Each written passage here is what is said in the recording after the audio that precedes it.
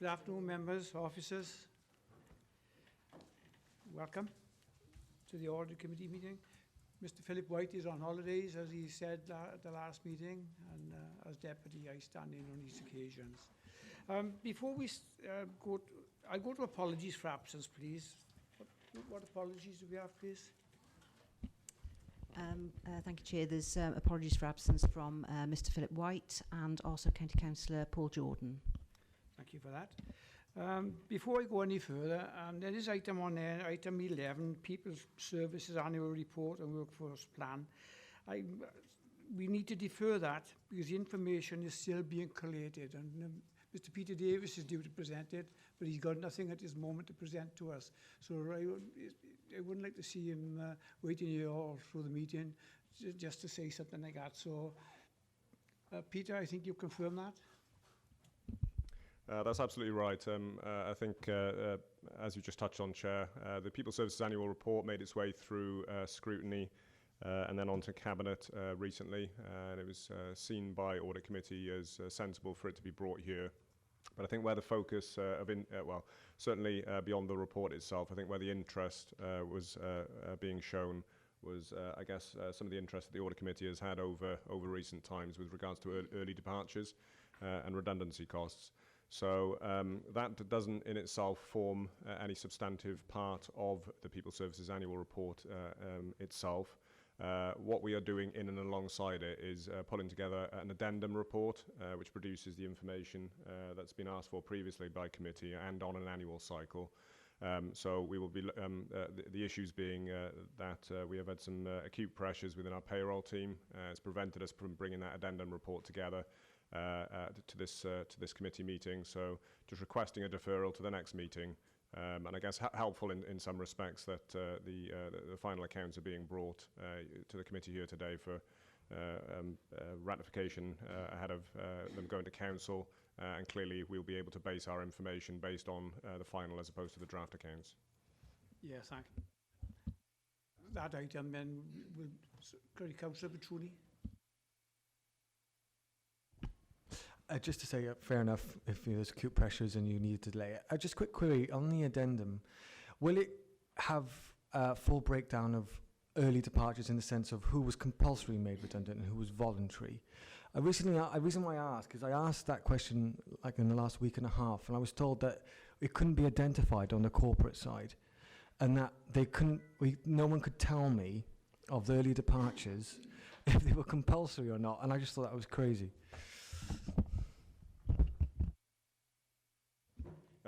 We don't actually draw any distinction between voluntary and compulsory redundancies within the authority, and that's probably why you've received the response that you've had. But I'm happy, I'm happy outside of committee if you want a fuller explanation. I'm happy to provide that. There's no problem at all. Right, thank you for that. Mr. Davis, it's entirely up to you whether you want to stay or go. But in view of the fact there's nothing for you to report. Thank you. First of all, you will notice there's a few new faces around here, but we got Mrs. Nicola Perry and Mrs. Wendy Barnard is on the Democratic Services now. She's been here a few weeks now. We got Mrs. Joy Robson, Mr. Mark Howcroft, Mr. Andrew Wathen, and Non Jenkins, Starla Morris, Mr. Terry Lewis, they all from the Wales Audit Office. So if we go to declarations of interest now, please. Are there any? No? Public open forum? No? Item 4 then is to confirm the minutes of the last meeting. Someone wish? Sorry? Move. Second? All agreed? Thank you for that.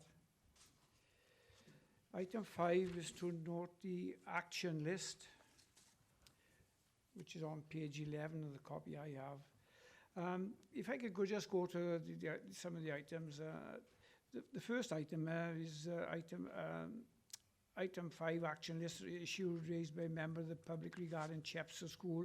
We're still awaiting responses on that, so that of necessity that will have to be deferred. Agenda item 5, annual governance statement. Mr. Wathen? Thank you, Chairman. This was a summary that was added to the annual governance statement last time the Audit Committee met, and subsequently sent out the summary to all members after the last Audit Committee. So that's been actioned, Chairman.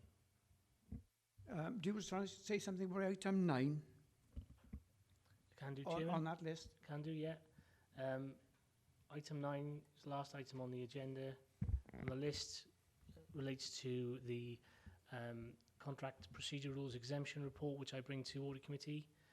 There will be an update in 6 months, which will come through to Audit Committee in November. The second point regarding 2 additional exemptions will be reported to next Audit Committee.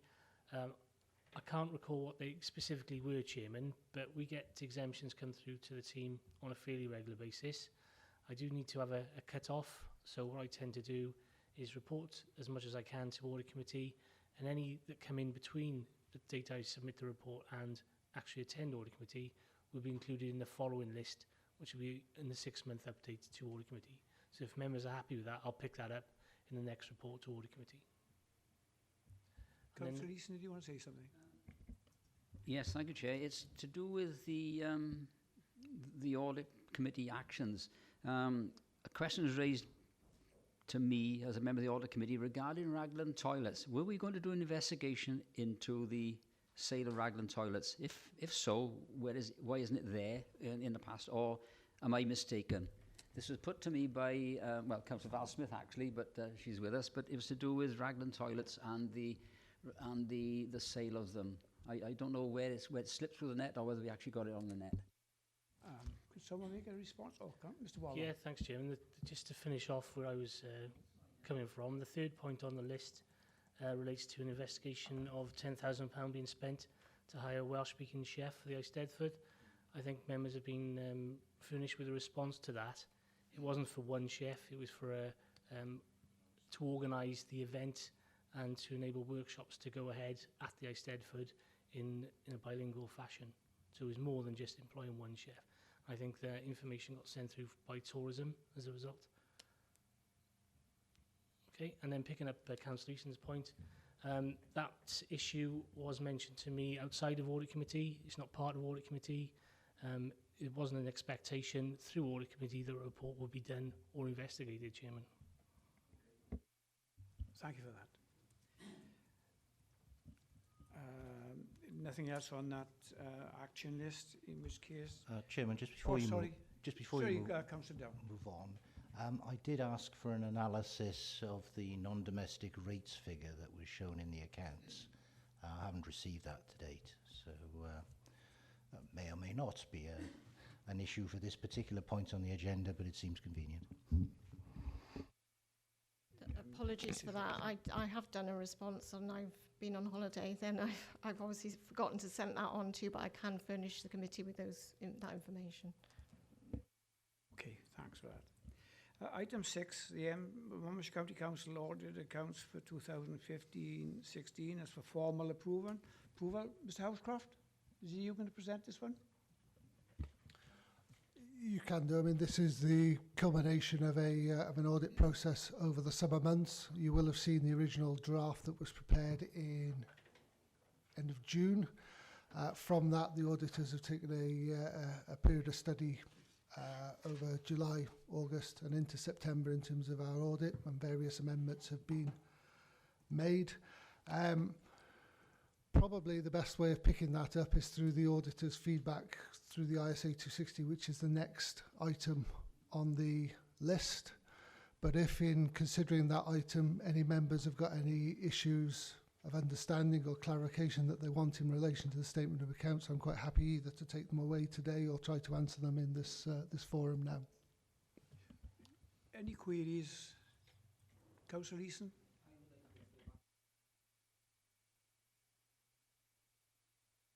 Sorry. Yes, I'd like to refer back to the accounts after you've given your report on the next item of the agenda. Okay, thank you. Any other queries on that? Okay. The next item is the ISA 260 report, Monmouthshire County Council accounts. Mr. Terry Lewis from the Wales Audit Office is going to present his report. Thank you. Thank you, Chair. This is our report on the 2015-16 accounts. The first thing I'll probably draw your attention to is on page 3. At the top of that page, it says that the Auditor General will be issuing an unqualified audit report on your accounts. So there are no sort of material issues that arose during the audit. On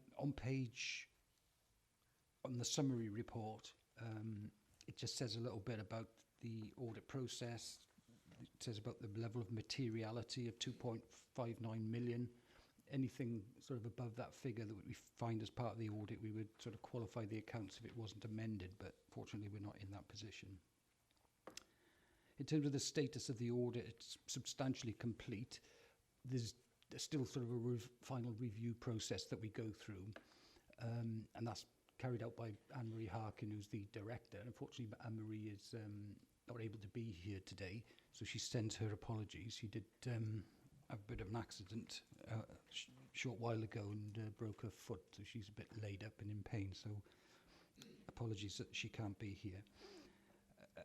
So apart from the sort of the final review, there's nothing really outstanding apart from that, and that's usually a formality of just signing off the audit work, and that will happen prior to the final approval of the accounts. In terms of sort of significant issues on page 4 arising from the audit, there was sort of one issue where the accounts weren't amended. That was just a classification of creditors issue that we identified, and council officers were unable to come up with sort of figures to clarify that because it was going to cause too much work, and I don't think the information was readily available. So in accordance with the requirements, we're required to report that and say that there was an issue that arose. Apart from that, there were no other sort of issues on the accounts. In Appendix 3, there's a schedule of all the changes that were made. That's quite normal during an audit to pick up sort of errors, omissions, disclosure changes, things like that we identify, and the council officers put all those through the accounts, so they're represented in there. It's only this one issue that we couldn't sort of finalise before the end of the audit. Just one other thing to highlight in terms of the quantitative and qualitative issues around the accounts. Whilst there were no issues arising, I think one of the things that we need to think about and work with the council on is sort of doing work a little bit earlier in the future, because obviously the deadlines for closing the accounts and reporting are going to be brought forward in the future. So we've already had some preliminary discussions around that in terms of how we can sort of speed up the accounts production process in the first instance, but also from our audit perspective. At the moment, sort of probably 40% of our audit is carried out before we come to do the accounts. 60% is probably focused on the accounts themselves. Now, there are some things that we can't audit until the accounts have been prepared anyway, in terms of year-end sort of balances, balance sheet, etc. But one of the things that we're going to try to do is sort of shift that balance sort of the other way, so that more work can be done during the course of the year. So work on income, expenditure, things like that, assets and things like that that don't change at year end. The things that happen during the course of the year, we will bring forward some of our testing on that. We've already made steps to do that this year by bringing some forward, but we need to be a bit more radical, I think, in our approach going forward. It's something that we're developing within Wales Audit Office. You'll be aware of other local authorities that have closed sort of their accounts off and got them signed off earlier. It's just following that same process. So we'll probably come back at some point and sort of discuss that again in terms of how we manage that process. We'll also issue a final accounts memorandum for discussion with the sort of head of finance, which will set out in a bit more detail issues that arose during the audit. But as I say, there's nothing sort of really significant. There's a declaration there on page 6, just around our sort of independence as a requirement that we have to do. The Appendix 1 just sets out the letter of representation, which is fairly standard. There were no particular issues that we needed to add to that. The sort of audit report is in Appendix 2, and as I explained, Appendix 3 just sort of highlights all the changes that were made to the accounts arising out of the audit. So that is basically it. I'm quite happy to take any questions if anybody has any. Councillor Prosser first, Councillor Eason, Councillor Hayward in that order, please. Yes, well, it seems quite healthy, the report there. It's just a challenge on one thing, that's the coding, and he's saying the miscoding, etc., and it hadn't been corrected. I just want some assurances that you're confident, or the officers are confident, that the appropriate training is now in place and that miscoding will be corrected in future. Yeah, Mr. Howcroft. Yeah, can I clarify that point for you and give you the reassurance you need? I mean, if you recall last year's ISA 260, there was a flavour in there that related to our fixed assets. And I said at the meeting, the outturn, that I really need to do something about that. Fixed assets hasn't appeared this year in relation to any of the output. So I'm confident that where we've said that we will do something, we will act upon it. The issue around the whole of government accounts and the recording of it is not that the expenditure is misstated or anything. It's simply that when you come to coordinate the accounts into a bigger piece of work, that actually some of those narratives to explain who the payment is for or due to isn't necessarily there. The reason for that is that it relies on the individual passing the thing for payment to put on there a manual entry into a field that indicates what the local authority organisation or government organisation is. I think that will always be a weakness if we rely on the individuals to do it in that fashion. My suggestion is that we probably look to changing the coding structure that means that we have a couple more codes that actually means that that's done emphatically rather than, if you like, an additional reference that people draw upon, is that where we're getting income in, that we actually record that income source in the account code type. So that opportunity for omission goes away. That's my thinking. I need to speak with systems staff as to how easy that will be to accommodate, but I'm not anticipating the same issue in future years as we had this year. Good, as long as that happens, I'll be happy. Councillor Eason. Yeah, thank you, Chair. I refer to page 132 or page 12 of your report. I've got a lack of understanding of 13.5 and 13.6 notes referring back to the audit regarding reduction of 1.7 million from both the creditors and debitors to the cattle market. I lack of understanding what you're trying to say there. Perhaps we can have a better explanation to my slow brain. And the second item is the last bit, referred to CMC squared. I picked up on the audit report when it came out, on the audit accounts when they came out, the question around CMC squared on 2 pages, which are my pages, 94 and 108, or on this report, I think it's 101 and 115 or something like that. It was the fact that there appears to be a potential liability of £90,000 existing on the position with CMC squared, which in the accounts you've identified as being shown as a potential, yet the profit and loss and the dividends will be zero. Is there a real liability of £90,000 coming out of CMC squared? Because this has been going for 5 years and doesn't appear to have delivered to the authority what I believe the initial ideas were. If you could expand on those 2 points, I'd appreciate it. Mr. Howcroft. Yeah, very good question. The nature of the adjustments for CMC squared is that when we go back to the 2014-15 accounts, we set up a provision to cover for the shortfall in their trading activities. That was settled, I think it was Cabinet report in July of 15, so clearly that was in error to say that that provision was still in existence. That should have been written out, and hence why the need for that one amendment. Where we still record there to be a potential liability is that the council wholly owns CMC squared. It's not responsible for its trading losses per se, but it is a guarantor to the overdraft facilities that CMC squared enjoys. At the moment, the trading activities presumes receipts for the work that they've done. You'll appreciate that with the sundry debtors system, you may very well credit the income before you actually have received the cash, and then behind the scenes there's a whole debt management aspect that that will mean that that income has got in. So ultimately, there may very well be a case in the future that the council has to bankroll CMC Square's overdraft, which is why we're treating it as a contingent liability rather than a provision. The difference between one and the other is a provision affects our accounts. The contingent liability is simply a memorandum note or a qualitative note in the accounts that says this may very well occur into the future. Okay, thank you, Chair. I note that it's a company limited by guarantee, so liability is £1 to members. So if there is liability, it will all fall back, should there be one, on the authority. It will fall back to the authority in being responsible for its overdraft. And the first.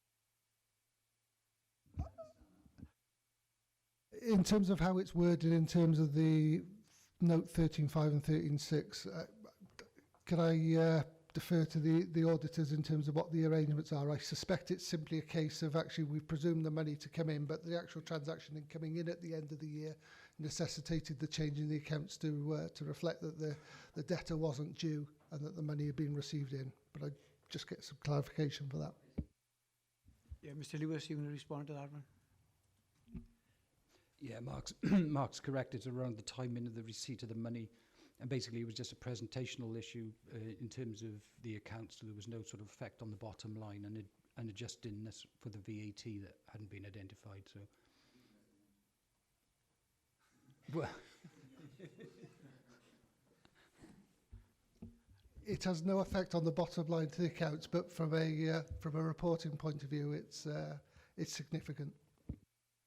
Thank you for that. Thank you for that. Councillor Hayward. Thank you, Chair. I had the same queries about CMC Squared, so my question's been answered already. Thank you. Thank you very much. Any other questions on that report? If not, thank you very much, Mr. Lewis, for your report. We can now move to item 8, which is the Internal Audit Charter. Mr. Wathen. Thank you, Chairman. This report, members, is in relation to the Internal Audit Charter for information and hopefully approval to confirm that you're happy with the Charter so that we are compliant as an internal audit team with the public sector internal audit standards. So there's a bit of a summary, and then the Charter is enclosed, which goes into some detail about what internal audit is all about at Monmouthshire, definition of what internal audit is according to the standards, and the standards are something that we need to comply with. It outlines the roles and responsibilities of my team, myself as the Chief Internal Auditor at Monmouthshire, both to senior management, operational managers, and to you as an audit committee. It outlines the responsibilities of managers in response to audit committee audit reports and expectations of you as an audit committee. So all that is wrapped up in terms of the Charter.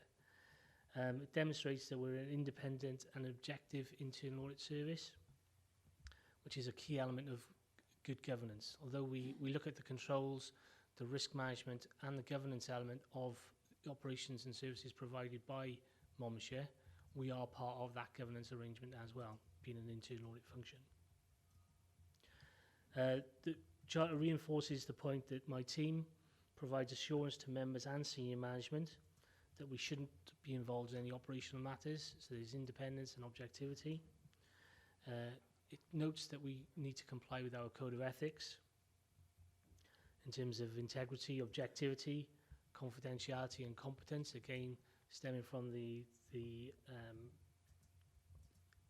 internal audit standards, and that we are compliant with public sector public life principles and the Nolan principles, 7 principles of public life, when we undertake our duties, ensuring that we're safeguarding the assets of the authority, protecting the interests of individuals, and ensuring that there is value for money in the public pound.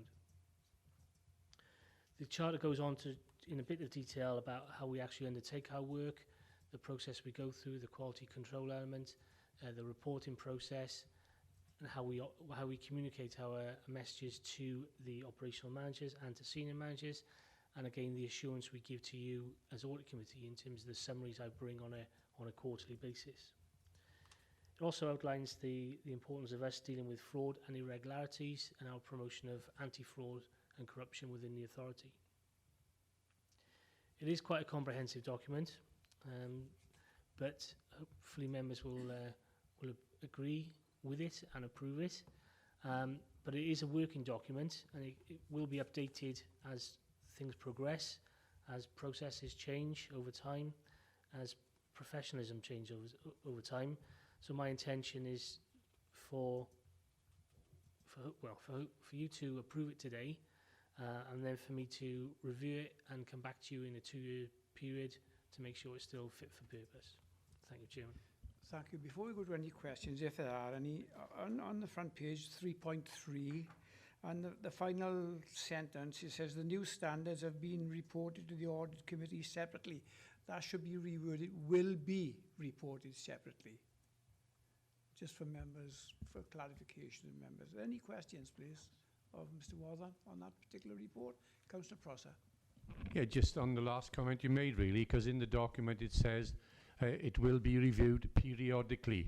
It's quite open-ended, but then you said after 2 years. So if it's going to be a 2-year review period, I think it's worth putting that in the document so that you're charged with actually reviewing rather than when you feel like it. Know what I mean? So I'd like to see it specified in there. Any other questions, please? No? If not, can we go to the next item on the agenda, which is Mr. Wathan again. Internal Audit Section Progress Report 3 months into 16-17. 2016-17, that is. Okay, thanks again, Chairman.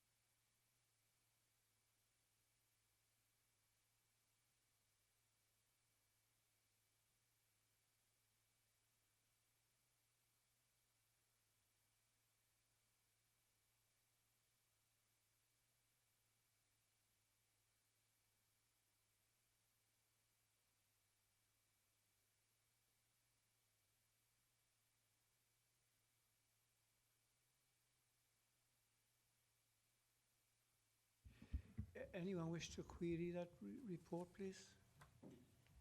No? Could I ask you the recommendations of both reports accepted, please? Because I didn't ask that on item 8, sorry. Moved, agreed? Lovely, thank you very much.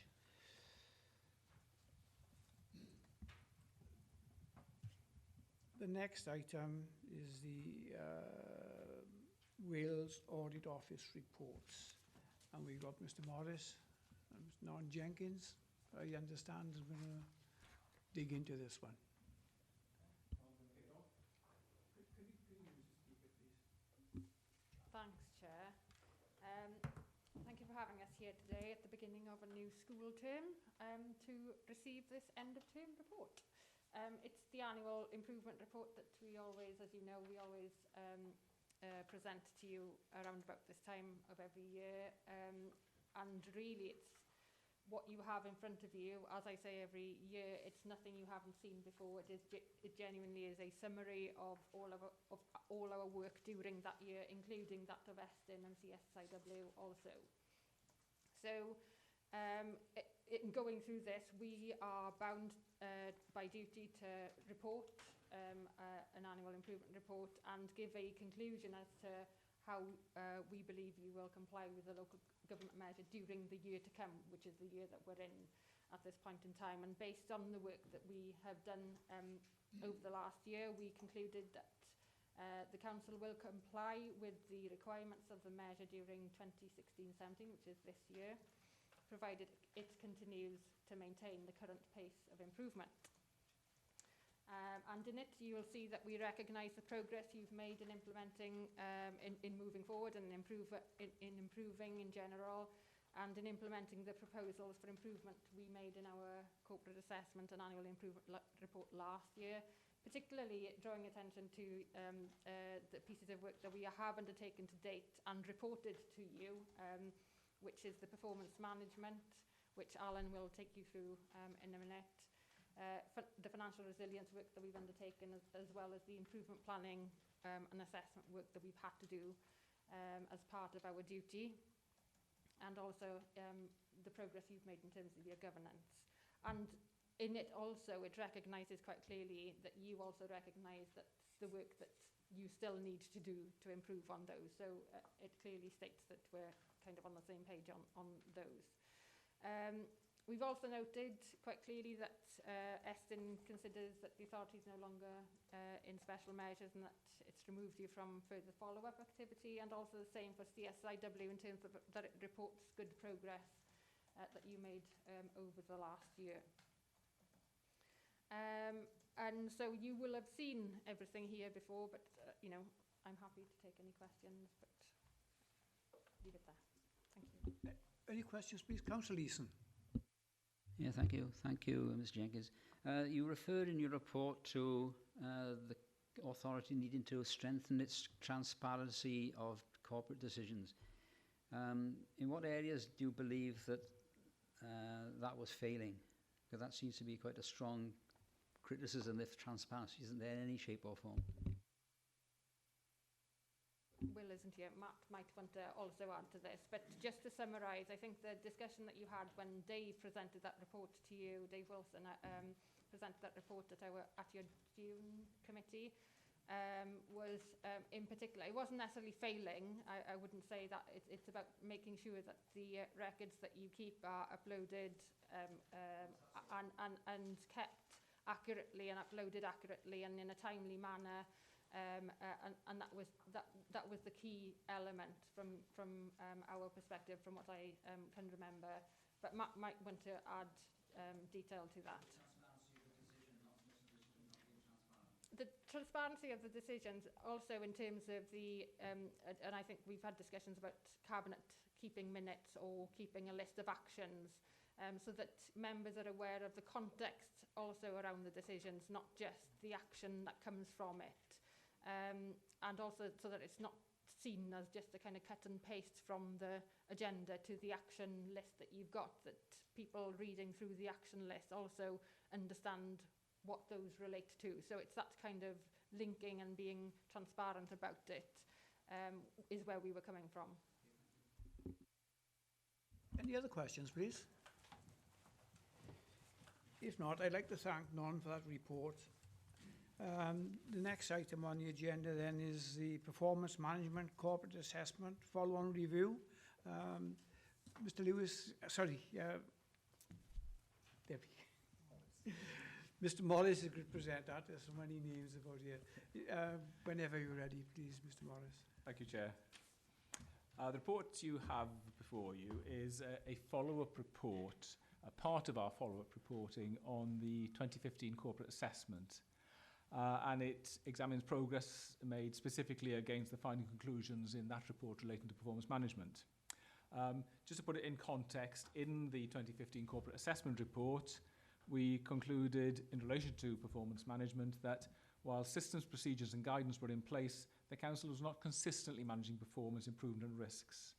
And we made a number of proposals for improvements in relation to that, which were around improving strategic planning, further developing and embedding performance management arrangements, particularly to allow the Council to hold its partners to account, and in relation to the working of the Local Service Board, and also in relation to improving performance management arrangements to ensure planned improvements are tangible, to improve target setting, develop better arrangements to identify the outcomes you're trying to achieve, and improving data quality arrangements. So they were the areas that we drew out of the corporate assessment that we need to address, and this report follows up on the Council's progress.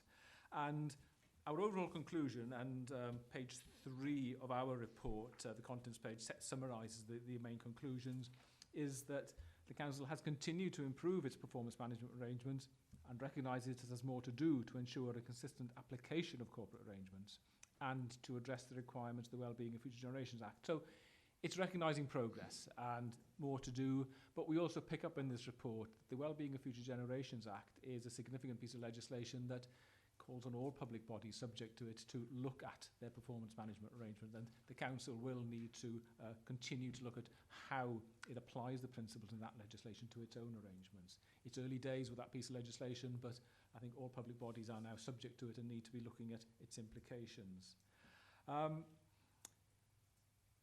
Underpinning that overall conclusion, we have a number of sections which set out particular areas. There's one section which deals with the way the Council has continued to improve the way it manages performance, but notes that the implementation of those corporate arrangements is still not consistent, and picks up on the point of the need to develop arrangements further in relation to the Wellbeing of Future Generations Act. The second section of the report looks at how the Council continues to improve the way it manages the performance of partnership working, but that areas of improvement remain, and again picks up on the measurement of progress against outcomes and identifying resources to needed improvements are areas where there's still further work to do.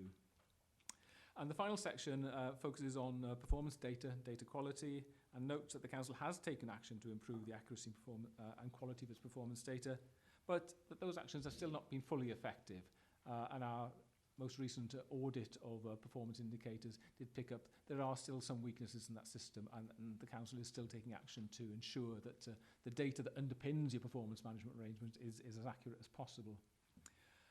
Page 7 of the report sets out a number of proposals for improvement. These are not statutory recommendations. These are areas we feel they are not significant enough to warrant statutory recommendations, but nevertheless areas where we feel we should highlight as areas for the Council to focus on, and there are 7 proposals for improvement in there.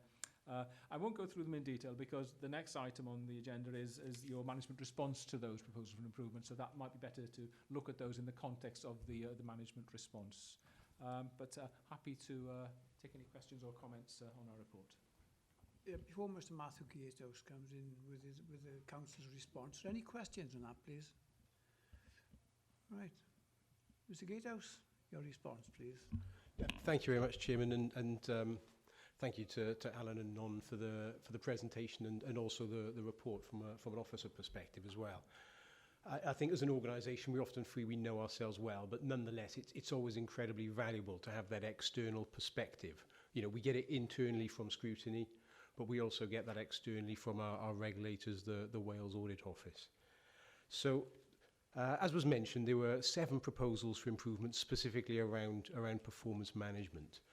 So we get a template from Wales Audit Office, which we then populate to show the actions and what we're doing in response to those. So, Chair, with your permission, if you're happy, I'll just sort of run through those and sort of pick up any questions as they arise. I mean, the first of the proposals was around developing a high-level approach linking sustainable development principle to vision. That was born out predominantly of some initial work that we invited Wales Audit Office to do as we were an early adopter of the Wellbeing of Future Generations Act. So that work was carried out quite early on. At that point, we were sort of getting to grips with the Act. I think we hadn't done a huge amount around communication. For example, that was one of the issues there, ensuring people were aware of the Act and embedding that in our organisation strategies. So we've taken quite a lot of steps then. Members will be aware, I think we've now had 3 members' seminars on the subject. We've revised the tool that we put alongside reports for decision making. We had a packed out sort of lunchtime officer session where it was quite literally standing room only in the council chamber, and you know, we also streamed that over our in-house YouTube channel for staff that couldn't get to County Hall. Revised the sustainable development policy. Clearly there's a long way to go. This is a major piece of legislation looking to change things for the long term. But we're fairly comfortable. The steps we're starting to take are some of the right ones, and we continue to engage with both Wales Audit Office and the Future Generations Commissioner's Office to sort of continue to embed that within our work. The second recommendation was around embedding sort of strategies and ensuring sort of flow, if you like, through from the vision and direction of the whole organisation into other strategies. And again, members, we are probably the key factor around this at the moment is our work on Future Monmouthshire, which Cabinet agreed back in March. And in a sense, Future Monmouthshire will set the direction around which some of these other corporate or enabling strategies need to follow. So that our response really is tied into the timescales of Future Monmouthshire there. Recommendation around financial implications in our service planning. Now, the performance management report recognised that our service planning actions show cost centres, they show where additional budgets will be required, and it recommended we need to go a little bit further. So we're going to revise the guidance to officers on that, but essentially what we say is either something is funded from core budget, and if it's funded from core budget, we're not asking for further breakdowns or unit costs around that in the service planning. But key, I think, is where additional resources are required for some of the actions that people put ahead. And clearly, when those come back into the political arena for decisions, they come with a full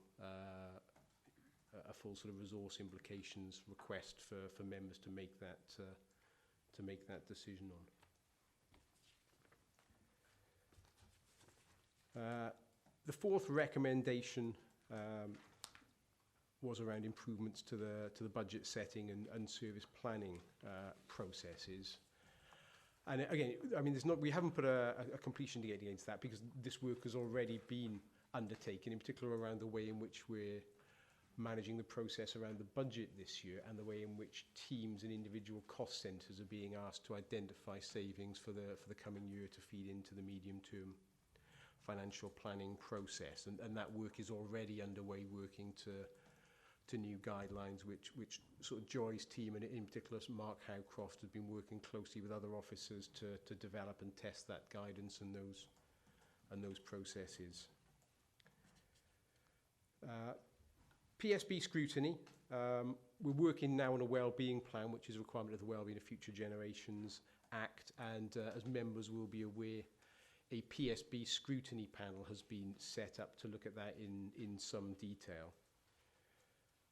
And then the final of the recommendations was around accurate data collection and reporting. And you know, this is something we keep under constant review. You know, we know how important this is. We aspire to be a data-driven organisation, and basing decisions on data requires accurate data. This is absolutely key to us. You know, we know that the last time we had an audit of data quality, there were a handful of measures that were picked up, and there were sort of errors in the calculations of those, and we continue to work with the officers producing those to drive up the standards and maintain the quality around those items. So those are the sort of the broad areas, and you know, Chair, with your permission, open to any questions. Yeah, first of all, thanks to the Wales Audit Office team and to Mr. Gatehouse for the responses to the WAO report. Any questions, please? Councillor Petruni. On P4, page 4, implement improvements to the budget setting and service planning process and to address weaknesses identified through heads of service challenge. I'm just confused why it's there, in the sense that WAO have said that, and then they've said the benefit of this would be improved learning and challenge internally, then we've not accepted it, because it says not accepted, and then you're effectively saying we're already doing it, so you've got it wrong, WAO. Is that effectively is that what it's telling me? There are, well, a number of elements to that, and perhaps I may not have got into that in sufficient depth in the initial response. So two things there. One is the head of service challenge session, which is all about that opportunity for the leader of the council, for the chief exec of the council, to spend some in-depth time working with senior managers at a level at which they can't normally do as part of normal meetings. So a real deep dive into some of those areas. It's not necessarily a financial scrutiny challenge. It's around leadership, management, and direction. So our feeling is the head of service challenge is not the right place to address those recommendations, but nonetheless, there were improvements that needed to be made to the financial modelling of savings and the way in which we feed data into the MTFP. So we have made changes to that process, but we don't accept that those are part of the head of service challenge sessions which are run. And perhaps it might be worth just give some context around those for members. So we ran a scheme where every head of service, of which we have sort of 11, 12 across the organisation, has an in-depth session. So my team on performance management prepare a performance pack, with some of the data. The head of service themselves does a bit of a self-assessment, and that comes together in a morning session where they're asked to run through issues of leadership management, performance management. It's not, although sort of Joy is in attendance at those to give a perspective, it's not a financial focused session. It's much broader than that. So our feeling was that the proposal for improvement there was conflating two issues. Okay. So I remember a few years ago, 3-4 years ago, and correct me if I'm wrong, but the WAO, I think Councillor Hayward raised it, said that the relationship between senior officers and the cabinet was too informal, a bit too, they didn't use the word chummy, but it was too friendly or something like that. I don't know if you recall that. And that there should have been more formal processes where heads of service were challenged. I presume this is kind of stemmed out of that kind of review. And it just strikes me as odd, maybe it's just me, but if you're going in depth about the performance of a department and of a service, surely that would include the budget and money and how they're managing it and are they delivering things. So why, in layman's terms, is it not the arena to raise such concerns? The level at which this recommendation was looking is more detailed around financial arrangements, and in the scope of the sort of head of service challenge session, there is not the opportunity to get into that depth on financial issues. Now, it's not to say that if they were flagged up, that wouldn't come up in other arenas, but it's not necessarily the right arena for financial probity of a whole department, because it's looking more at an individual leader. Now, there's a lot more people that would need to be around the table in that room if it were to be around the finance. You know, for example, you might need to bring in a director of accountant that would have far more in-depth knowledge of particular aspects of cost centres. You might need to bring in other managers within that department. But very much the purpose of this was on the effectiveness of the way in which that head of service was operating.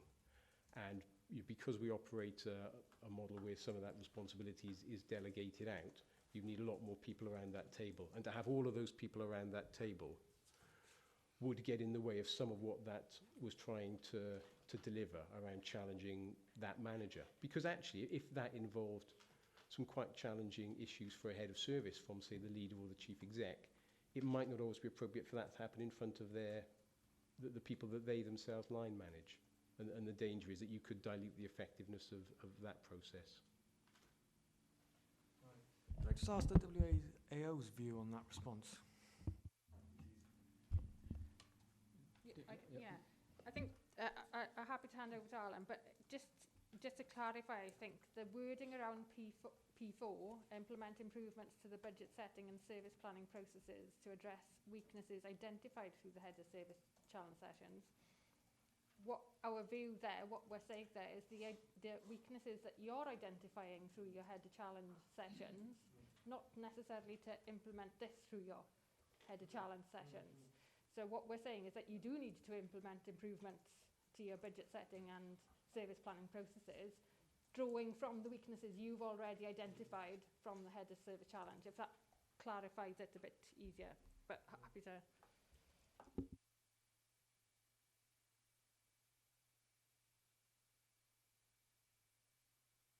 Sorry, you just, the response is that we shouldn't do it in that arena because it's not the appropriate arena then, and non saying actually they don't want you to do it in that arena. So the identified weaknesses that in that session should be then improved. So what's our concern with that? I think if that's the case, we don't have any concern because we've made those changes. Councillor Murphy. Yeah, thank you, Chair. And I think it's fair to add to that that the whole budget setting process is being completely re-examined this year. We're doing a lot of work to try and make sure that we sharpen ourselves up. We're re-looking at the way we engage with the public as well. So there's a lot of background going on with regard to budget engagement and checking with senior officers, and that's repeated through one-to-one sessions where we always look at budgetary constraints. So that, you know, there is a lot going on that won't necessarily find its way into that year's report. Thank you for that. Any other comments, please? No? If not, as already agreed earlier in the meeting, item 11, the People Services Annual Report and Workforce Plan, that's deferred, so that'll be re-agended. So item 12 is the Forward Work Programme. And then the next one is, for the next meeting, it's the review of the MRP, audit of the Welsh Church Fund Trust accounts, Monmouthshire Farm School Trust accounts, Llanelli Hill Social Welfare Centre, ISA 260 reports, trust funds, review of human resources, information technology, and whole authority complaints, comments, and compliments reports. So that's a fairly substantial agenda for the next meeting. Just one point of clarification. You're Yes, probably please. unlikely to get a set of audited accounts in relation to Llanelli Hill because it falls below the de minimis level for auditing purposes. So you will get one on the other two aspects. Lovely, thank you. Mr. Wathen. Thank you, Chair. And just following up on the comment I made in the Internal Audit Charter report, is that if members are happy, I'll bring a report next time on the public sector internal audit standards. So there's members have the opportunity to get a better awareness of what they actually mean. Thank you. Councillor Murphy. And of course, Chair, we mustn't forget the deferred item 11 on this. Yeah, I mentioned that one. Yeah, it'll be re-agended for the next meeting. Members, officers, Wales Audit Office, team, thank you very much for your attendance. Declare the meeting closed.